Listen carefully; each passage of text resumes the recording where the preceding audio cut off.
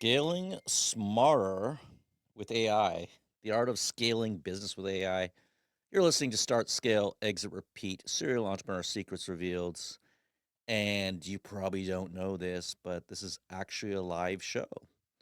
We do this on Clubhouse on a club called Startup Club with almost 1 million members. If you're not already a member, definitely join. If you haven't already signed up to our newsletter, definitely sign up to that newsletter because that newsletter is just a wealth of information. We come out with one every month, and it is incredible. We got everything from the time to sell index to leading articles by myself and now by others for Startup Club. But today's show, we're going to be really getting into scaling and scaling smarter with AI. And we have a guest author coming on. Our Uh, guest is David Hirschfeld, the founder of Techies. Tech Ease. Yeah, that's right. And he's really quite good at understanding the whole scaling and AI. When I did go look at his website and tried to understand it, he really has a good understanding of that. I don't know where he is right now. I know it's a little bit of a difficult platform to maneuver sometimes, but maybe you can ping him into the room.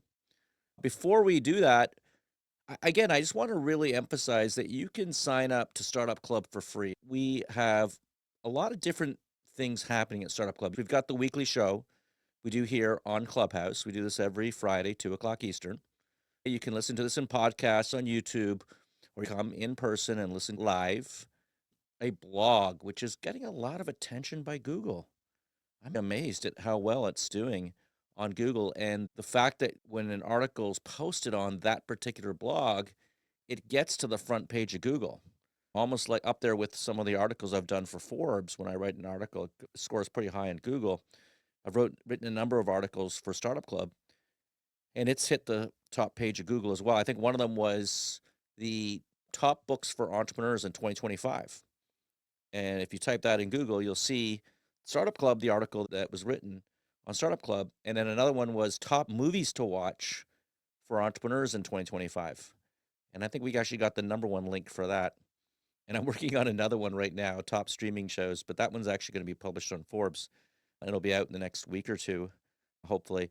I'm mentioning this because you may have some expertise. You may have something that you want to share with the startup community. And not only can you come on stage and ask questions, share your advice, your expertise, but you're also welcome to become a guest author. And I believe now we have a link on the website. Mimi, is that correct? Where people can go and under About Us and become a guest author or guest speaker. But we are definitely looking for more contributors for Startup Club. And if you're one of those people out there who has an expertise and would like to share that with a large community, then we would be very happy to have you on Startup Club and doing some writing for Startup Club. Start, Scale, Exit, Repeat. It is the largest section of the book. It is the most complicated component of Start, Scale, Exit, Repeat because it's not easy. 99% of companies in America fail to scale. And there are many reasons why they do that. I point out the number one reason is the entrepreneur themselves. And now we do have David Hirschfeld, a 35-year software developer veteran, and he's helped a lot of startups, a lot of technical innovation, a lot of business growth. And he started TechYZ in 2007, and he's also emerged as a strategic advisor specializing in AI-driven workflow transformation for scale-ups. David, welcome to the show. We're a bit of a different style of podcast. We like to have a live audience, live show, and we do this every Friday, 2 o'clock Eastern. You can come on stage and join us. If you're in the audience right now, you want to ask a question of David, feel free to come up on stage and ask a question. David, welcome to Clubhouse and Startup Club. We're excited about the topic today around how you scale your business or how you scale your startup using AI. So right on the bottom right, start, scale, exit, repeat. There are about 30 chapters in the scale section. And I think the one that interests me the most, or the one that I think is most fascinating, is on the X factor. and how startups can launch a business, but if they can find something unique and different, go into the white space. That's what Joe Foster, who founded Reebok, calls it. Go into the white space. And if you can do that, then you can position yourself to win in a marketplace. It happened in a couple of my companies. When we figured out our X factor, the dominoes fell and we completely dominated that particular industry. Think Domino's Pizza, 30 minutes or free. National Car Rental, just show up at the lot and go. There's a lot of examples out there of companies who, when they figure that out, that key component, that key strategy, they can just take off. Maybe you can back call him. I'm just gonna add David as a friend. I can see he has 0 friends. Oh, we lost him. We lost you, David. I'll invite him back right now. Invite him back in. So let me tell you a story about Joe Foster. Joe Foster, who founded Reebok. First 19 years business life, he got to $9 million in sales. He spent almost 10 years trying to get a distribution deal in the United States. In 1979, he applies for 3 5-star awards, and he actually wins them. He won them on Runner's World magazine. He won these 3 5-star awards, and he caught the attention of Paul Fireman, who was a distributor in the United States, and who agreed to take on the Reebok product line and distribute that. One of the employees in the United States saw their wife doing something called aerobics. They were using ballet shoes. So he actually recommended to the management team that they do something that no other shoe company's ever done before, which is get into design aerobics shoes for women. And there's a lot of pushback because running was everything. He just won the awards for Runner's World, not for aerobics. But they went out on a gamble and they designed shoes for aerobics. And somebody on television wore those shoes. It was Jane Fonda. And when she wore those shoes, the company went from $9 million in 1979 to $900 million in 1984. Became the largest shoe company in the world in 85, 86. And after that, obviously, Nike eclipsed them. It was just an incredible story of how when you find your X factor, when you go into the white space, as Joe Foster calls it, you can accomplish a lot. We'd like to share your expertise with those here today and also those on our podcast.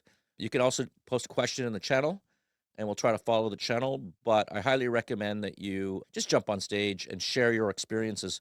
I know I've used AI a lot to help scale the business. I've used it for so many. One of them I've used it for is contract management. So right now, every contract I get, I create a custom GPT and upload that contract into the custom GPT. And then it becomes basically an amateur lawyer. Okay. So I'm not saying you're going to replace your lawyer 100% right now, but I think you can do about 90% of what your lawyer does, you can do with contracts.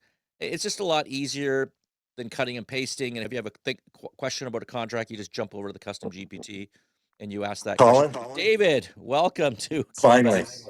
Sorry, I was in the wrong place. So now I'm in the right place. Awesome. Very good. By the way, I could talk forever about scaling and AI because those are the two parts of my world right now that I'm living in. I'm surrounded by it. I use AI probably 6 hours a day Yeah. on it. It's no longer Google on my Chrome. It's Perplexity.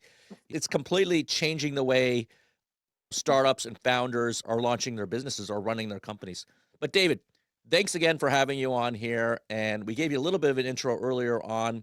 I know you're an expert on scaling and you've launched a company called Techies. Techies. We'll talk about your company a little bit later, but let's jump right into AI and how you see AI helping startups scale.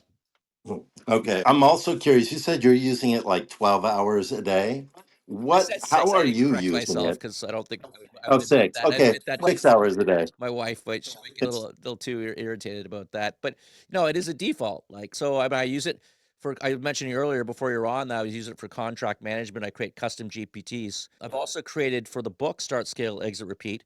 We did a workbook, Mimi and I, and the team here, and we created custom GPTs throughout the workbook, the scale section. And there's everything from, I was just doing a podcast with JLD the other day on Entrepreneurs on Fire. And one of the custom GPTs we did was on companyvaluesai.com. So we uploaded the content from the book into the custom GPT, set some parameters, and now you can go to companyvaluesai.com and it will literally give you 4 to 6 rhythmic value statements people we interviewed in the book and in the book. So it's that kind of stuff that we're doing. I could go on for 30, 40 minutes of the types of little hacks that we use it for. But I think I've been really impressed with custom GPTs. I really like Notebook LM. On every newsletter Mhm. now, we do a Notebook LM. And that's Yeah. the it's like a then we turn that into a podcast. So we put it on YouTube. If people don't want to read the newsletter, they can listen to the Notebook. I find it funny because we do a lot of work on this newsletter, but when you listen to the Notebook, it gives you a bit of a different perspective. I'm curious from you. When Notebook first came out, like maybe in the first 2 or 3 days, I pointed it at my website and had it create the podcast discussion about my website. I was blown away by it because it's so magical what AI can do. But what I found was listening to these two people talk about my website, created some messaging for me that I didn't realize we had on the website that really didn't speak to what we do, and it brought that into context in a way that was meaningful. So I realized I had to make some changes to the website. I would not have gotten that if I didn't listen to people debate the pros and cons of our business based on what they found on the website. Things like that are huge. And all they did was point it at the website and listen to it talk to itself about the website. So that doesn't really help people scale necessarily. You know why I like it though is we do it with all the articles and newsletters now, and I think it enhances the newsletter. I think Yeah. it adds a whole new dimension to the newsletter. I can be driving to work now, click on the Startup Club newsletter on YouTube, and get my monthly newsletter through that versus and now I know it won't cover everything. It's amazing. We'll have 50 growth hacks and we had one Mhm. on that. It didn't go through all 50 growth hacks. It picked out 2 or 3 or 4 of them and talked about those and emphasized those. Then you get a sense of what's in the newsletter and you're saying, "Oh, I got to go check out this newsletter." I think it adds a dimension. And Oh, then no. a piece of it. It's just one of many of these pieces. What we typically, I'll take these interviews, and also on my podcast, when I interview somebody, we take the transcript, we generate a Medium article, put the transcript in there, put a summary in there, put a bulleted index of topics that are talked about in there, and we post the podcast episode or YouTube video in there as well. What do you think about also having Notebook LM generate a review of the discussion and putting that in there as well? Yeah. It basically does an analysis of the thing, right? You have two Yeah, yeah. people. It's not going to give you a 4.5 out of 5 stars or No, something. not Yeah. that, but maybe have a podcast about the podcast. Let the two people talk about what you guys talked about and what they think of it. Yeah, I think we gotta use it carefully because it can get boring really fast. Like you and Right. I going back right now, not as smooth as they are, though if you ever listen to them, they're really Yeah. trying to emulate the population when they speak and whatnot. I think we're more authentic, and I think people Mhm. will pick up on that. So I think there's a place for it, but all Mhm. human beings talking the way we're talking about particular things and trying to help startups figure out how to scale their businesses, I just don't think you can replace that. But some people either don't have the time to listen to the whole thing today, but maybe Yeah. there's a 3 minute summary discussion about it so that they can get the highlights in a verbal way. Just an idea. But if I wanted to speak it out loud because then I'll remember it and I'll hear if it makes any sense to me while I'm saying it out loud. David, Yeah. somebody gets an idea for a business. Yeah. Okay, my idea for this business is we're gonna take recycled bottles and we're gonna make baby carriages or something like that. How do I use AI to get that idea to action? How do I use AI to help me get that idea out of the gate? Okay. So the biggest thing with startups, the reason people are entrepreneurs is because they go, that doesn't make sense, or there needs to be this because of some pain that it eliminate in people's lives, right? That's where entrepreneurs come from. And then entrepreneurs are the ones that gripe about something, think there's a better way of doing something, and then decide they want to act on it.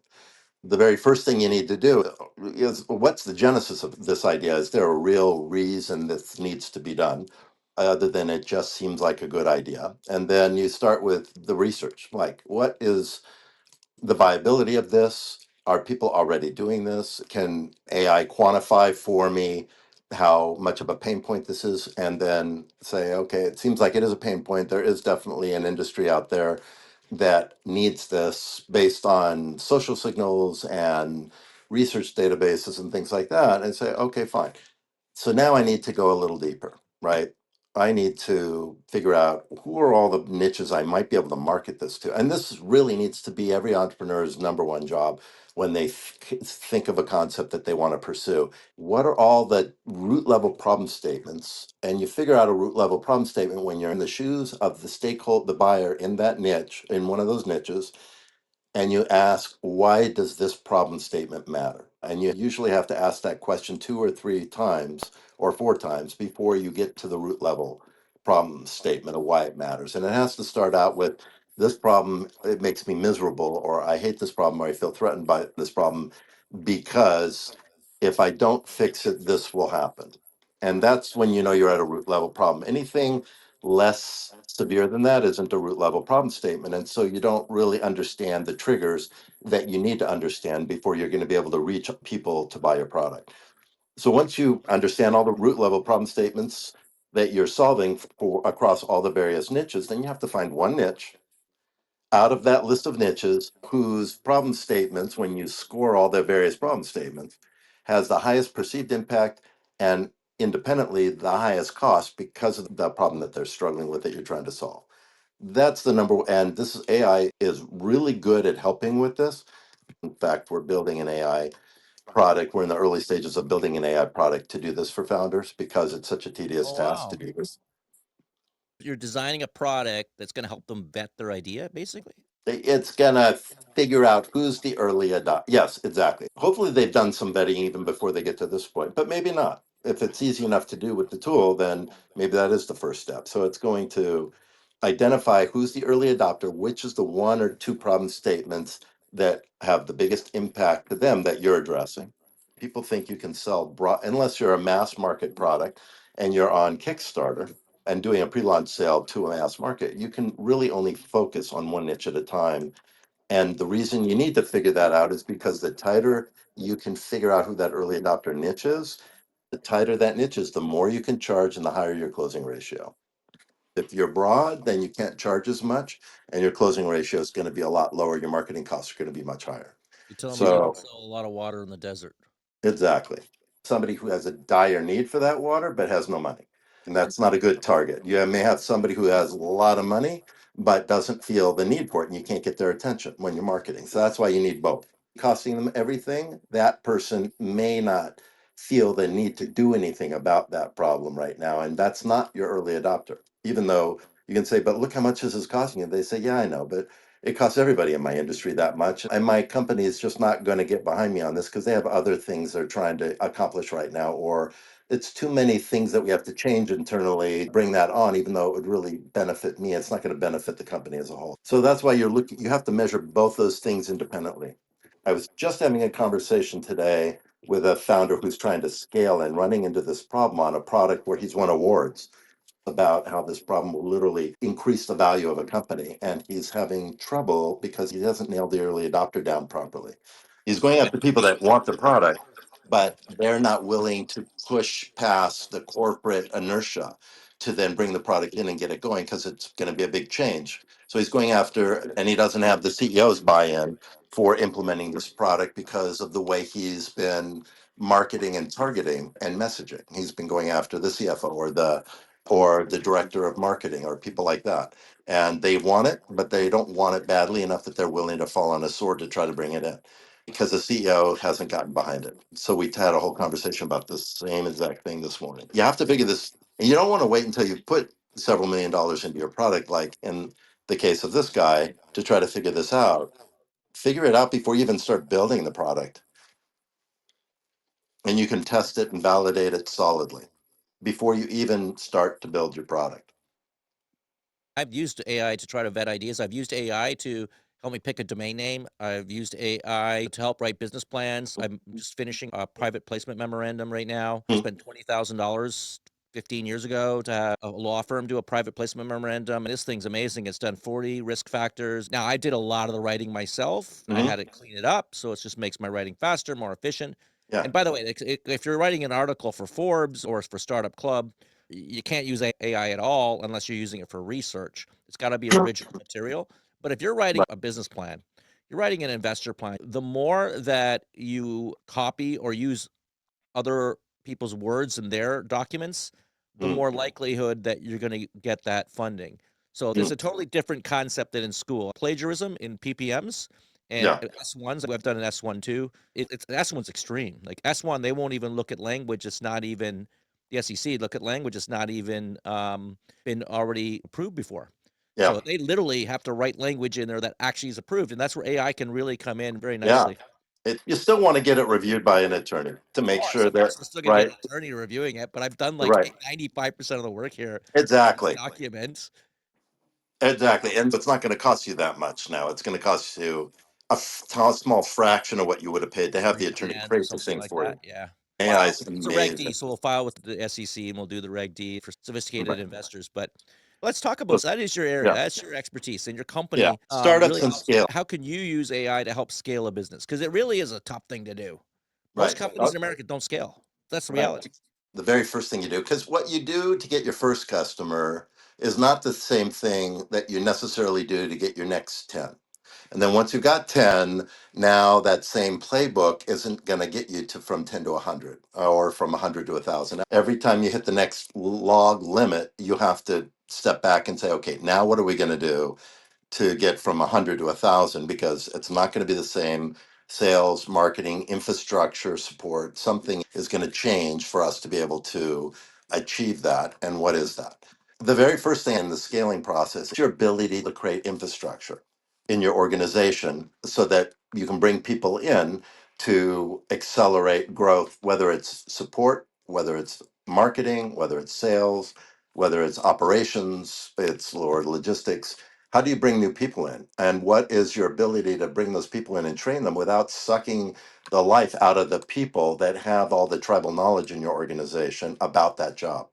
So the very first thing I say is create a playbook strategy. And a playbook means that you've got somebody who's got their tribal knowledge about how to do a job really well and all the nuances, other than just the basic steps, but all the nuances about that job. And now you have use AI to capture all that information and organize that playbook. So that what the idea is that once you've got that playbook document, and then use AI to like a notebook LM about that playbook so that you can bring somebody else in. Now they can ask questions. They have an easy way now to query if they have questions about their job or a particular decision point comes in and it's nuanced, but that should be documented in the playbook because the person with all the tribal knowledge downloaded it into a document of some kind that's in Notebook LM, or they recorded it and that got ingested in Notebook LM or whatever, or a Zoom video and that got ingested in Notebook LM. So there's a lot of different steps here that AI can come into play. Okay, you tell AI, this is my business. Here's my website. Here's documentation that documents my business. And then you say, knowing what my business is, and this is the revenue I'm currently at, and so many employees I have, I want to grow to 3 times to 5 times this in the next 2 years, or whatever the goal is. What questions should I be asking about my company before I create a plan to scale my company up? And it will give you the questions to ask. So that's where I usually start is ask the questions you should be asking. Ask it for the question that should be asked. And then have it answer those questions for you. Say, great, I like those questions seem relevant to me, or they're not, and explain why, and it will make changes to it. Now answer those questions based on what you know about my industry and competitive pressures and things like that. Make sure those prompts that you write are very detailed. They provide context, tell it what perspective it should be considering this from, or whether from a CEO perspective, from an operations, from a marketing perspective. You're a marketing analyst. Act like a marketing analyst doing this plan. Act like the CEO doing this plan. And you'll get different results if you do it that way, and they'll be much more specific. And then as it's answering those things for you, there may be something in there that you like, but you needed to expand. You say, expand on point number 2 or expand on point number 3. And pretty soon you've got a whole scaling plan. Then you can start asking questions about, okay, now I need to execute this. How do I start to implement some kind of execution plan for this? So these are things that this is like every single day doing this kind of stuff with AI. But you said you spend hours every day on AI. Yeah, exactly. Now, one of the things that my co-host, who's not here today, she's on a plane, but Michelle Van Tilborg, She does a pretty neat technique where she'll say to the AI, okay, I want you to be my business coach and I want you to ask me questions, That's what I great. can do to scale the company. And I like the way it does that. It's now prompting, actually emulating a coach, prompting you questions, asking you questions as if it was a real coach. Love That's a that. pretty neat technique she's been using and adopting. I love that. And I've not heard that one before, but I'm always asking it to ask me questions in different contexts. That's a new one. It's now in my playbook. You could ask, hey, be a lawyer, be a doctor. Oh my Mm, gosh, I got my medical results back for mm. my breathing tests and all this stuff. Oh, I got this arthritis and I've had it for 20, 30 years and they're all trying to figure it out. And I can't understand these results. right. So Oh, I logged on and I just said, be my doctor. And I hear my results. What does it tell me? you're not going to just do whatever it says, right? You're going to use that to help inform you. Or at least that's what you should use it for. AI should always be used to inform you, not to decide for you. Maybe it informs you on something so obvious you feel like that's perfectly good decision, but you should always, it's not always right. It does still hallucinate. It makes things up. And one of the ways you can see this is ask it to research you. Use the deep research tool, for example, on one of these tools, and ask it to research who you are and give it enough information so that it's for sure going to find you because you're an expert on you, right? The one thing that they are a complete expert on is themselves. So ask it to do a full research and background and describe everything about who you are, what you've done, your history, everything. And you'll find that it will make some things up. It will make assumptions about who you are based on what it finds. So you still have to be careful. It's so much smarter than it used to be. You still have to take it all with a grain of salt. But what it can do, it's just like magic. I used it the other day. I was in Lowe's. I had a garage project that I was working on. My wife called me. She says, I need fertilizer for my hibiscus. Can you get me a bag of it? So I looked. The word hibiscus was not on any of the 100 bags of plant food and fertilizer that I found. So I stepped about 30 feet back from all of the shelves that had all these bags of fertilizer. And I opened up ChatGPT and I tapped, I went to the voice portion of it and then tapped on the camera and I pointed it at all these shelves. And I said, I'm looking for plant food that will feed hibiscus. And then it said, yes, I see plant, whatever the brand was, Mollytone or something like that. And this is exactly what you would want to feed hibiscus. They said it's red and white. And so I walked up to a red and white bag, which was not the right one. And so when I walked up to it, I said, is this what you're talking about? She said, no, that's not it. It's farther to your left. She couldn't see it when I was walking up. She says, it's to the left on the second shelf from the top. So I just turned my camera and pointed in that direction. She says, I see it. It's about 3 bags from the end on the second shelf. And I walked over there. I love it. I love it. I That's mean, magic. every aspect of life you can use it. Here's Yeah. one that I did the other day on a podcast. It was a podcast with JLD, Mm. and it was the Entrepreneurs on Fire podcast. And we developed for the Scale workbook, which has not released yet, custom GPT for core values.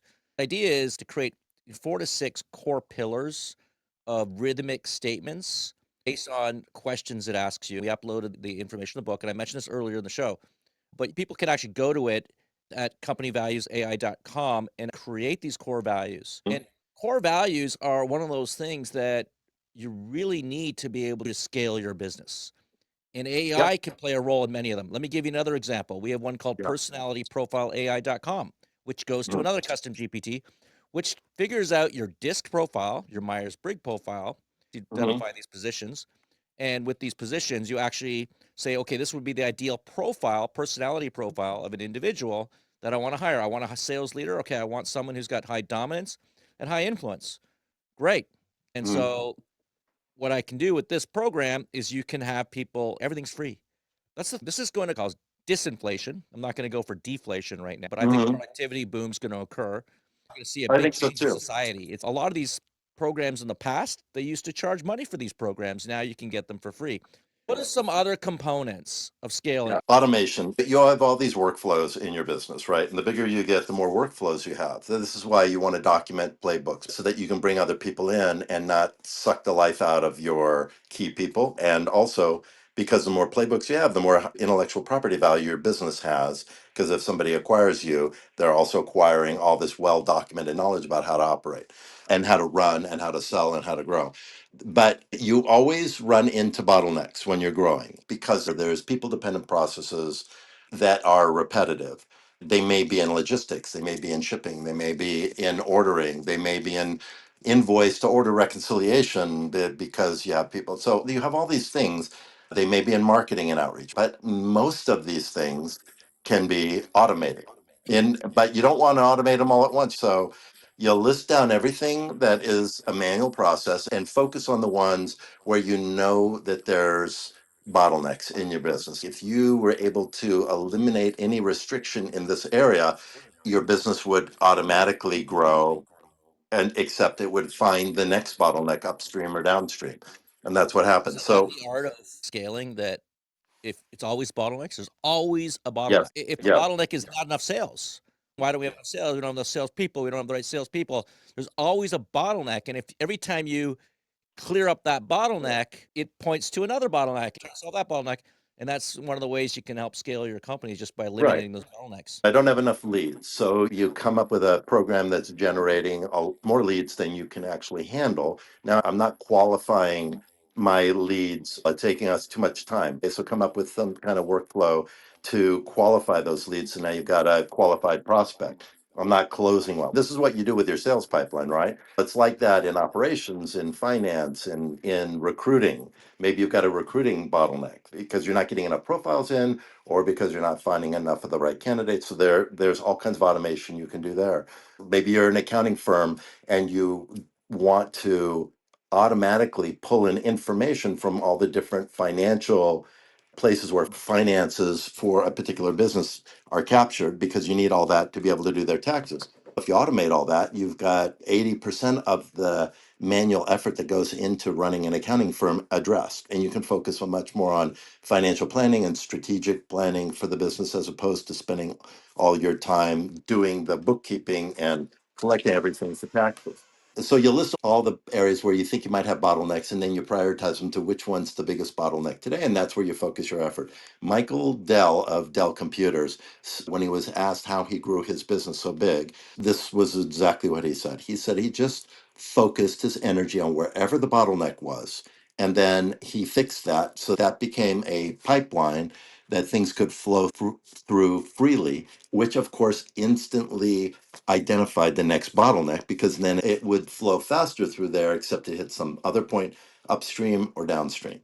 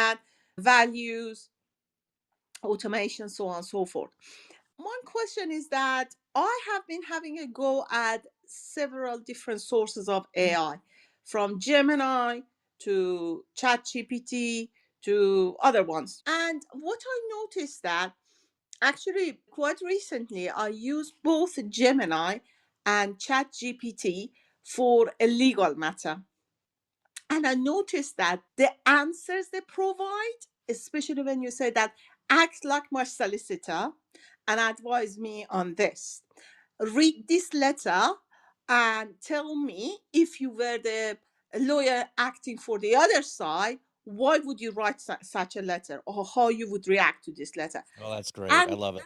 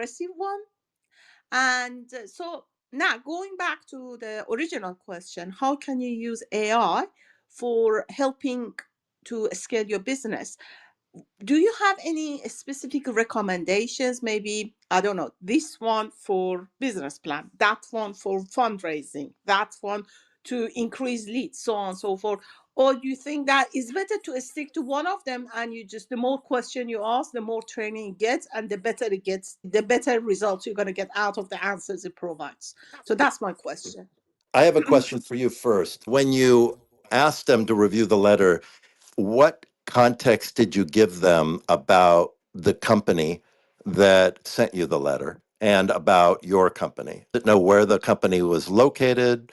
Does it understand what the company does? Did they understand your relationship with the company, your business relationship, things like that?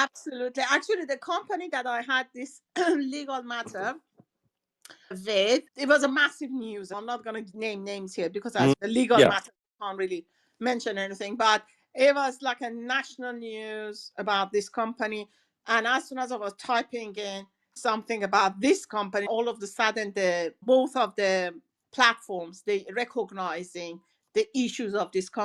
Mhm. Mhm. Okay, okay, that's good.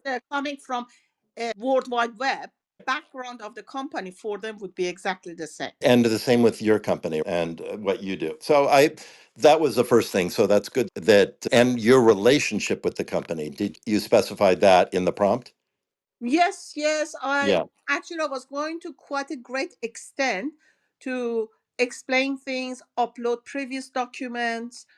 Oh, good.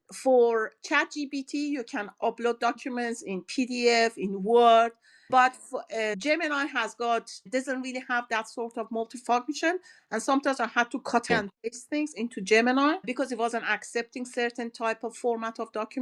Mm.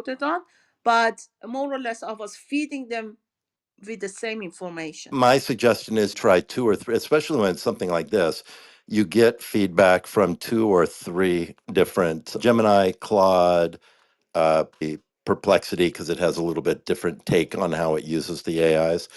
And then you triangulate between them. None of them are an absolute source for anything, right? They're giving you a sort of a predictive answer based on what makes the most sense, based on all the things it's learned in the past. And all these models are slightly different in how they do it. So I always triangulate when it's really important like this. And when there's potential liability or risk associated with how you interpret the answer, then I try to get it from several of them. And I'm assuming you're using that to inform you so that when you have a conversation with your solicitor, you can have an informed conversation, right?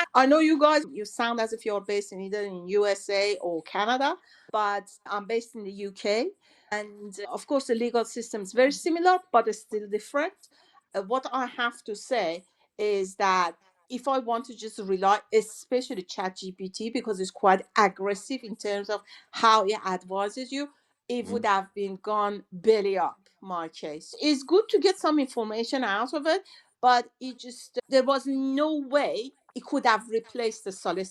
No, and people shouldn't think that it will, but it can replace a lot of what they charge you for. Like what Colin was saying, for preparing the document before you go to the solicitor and then have them review it and make whatever changes they need to make so that they're willing to stand behind the legal agreement, that can reduce your costs a lot. And in that respect, I think that it's fantastic.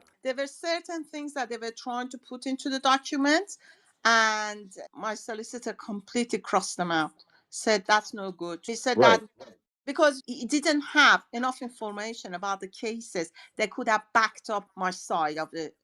The deep research tool to prepare them. Yeah, now I think it's on all of them, but it came out on ChatGPT first just 4 weeks ago or 5 weeks ago.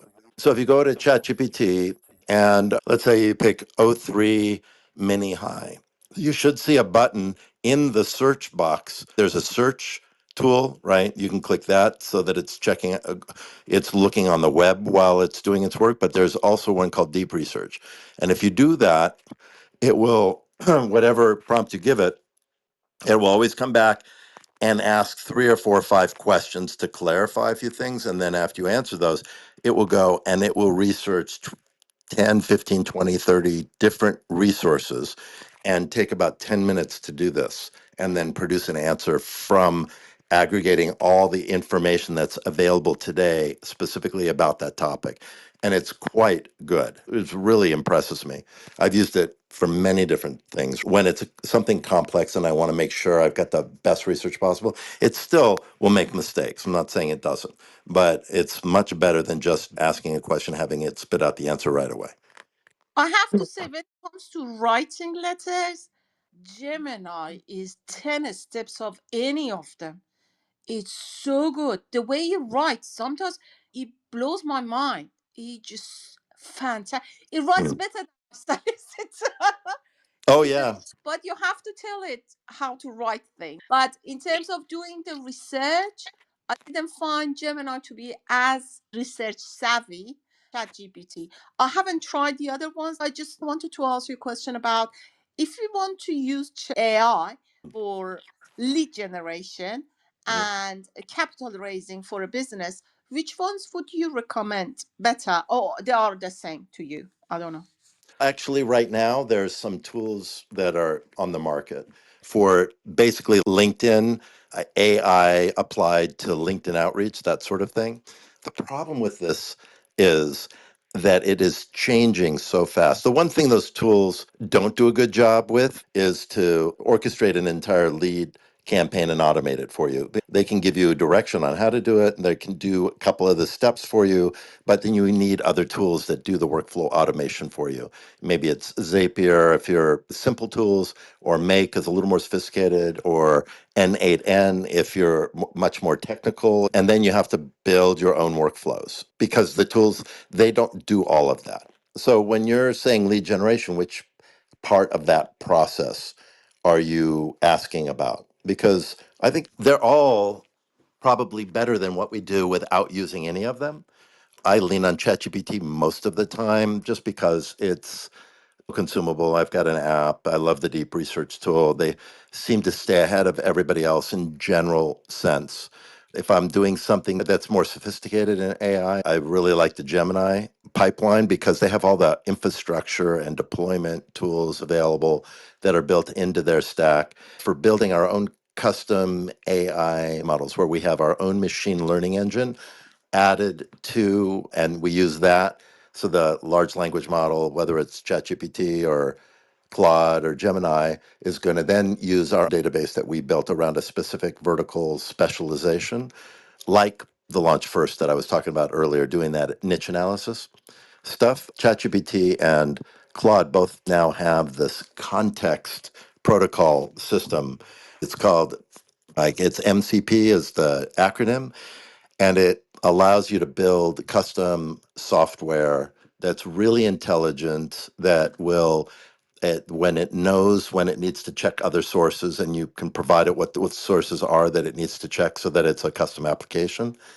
So for lead generation, I would look for the tools that are implementing AI into their lead generation process, because they're going to be very specific and basically build a campaign per person. Find the person that might be your ideal customer profile, and then build a drip campaign written specifically to speak to them.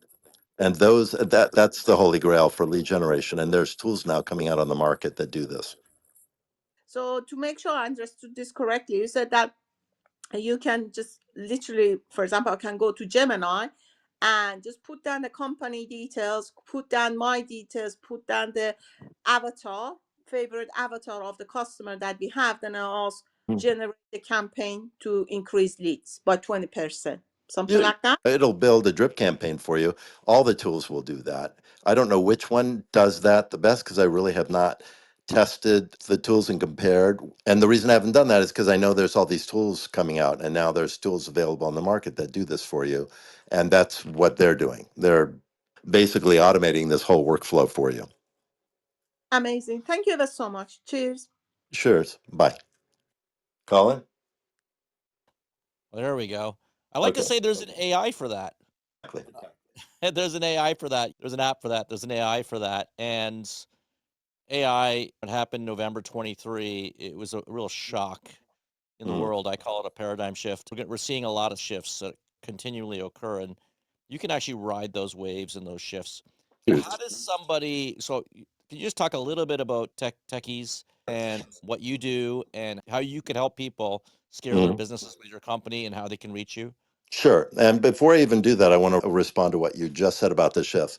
So the big shift is that technology always expected us to learn how it works, and now technology is learning how we work. And so the relationship we have to technology and user interfaces and applications, that relationship between us and the application is changing dramatically. And that change is accelerating really fast. So our expectations are growing really fast in terms of what we should expect from technology because of AI, which is what you were saying. I just did a conversation on the idea that AI is basically making software human first now. We are a custom development shop. So we do workflow automation. We work with a lot of startups and a lot of scale ups to build their applications. The company we have really doesn't work with startups. We did projects for Sandoz and banks. Are you offshore as well? Yeah, we are. It's hard to sometimes get these companies to help startups because the failure rate or look, I just need a half a Right. startup, half this. Is that something your company does as well?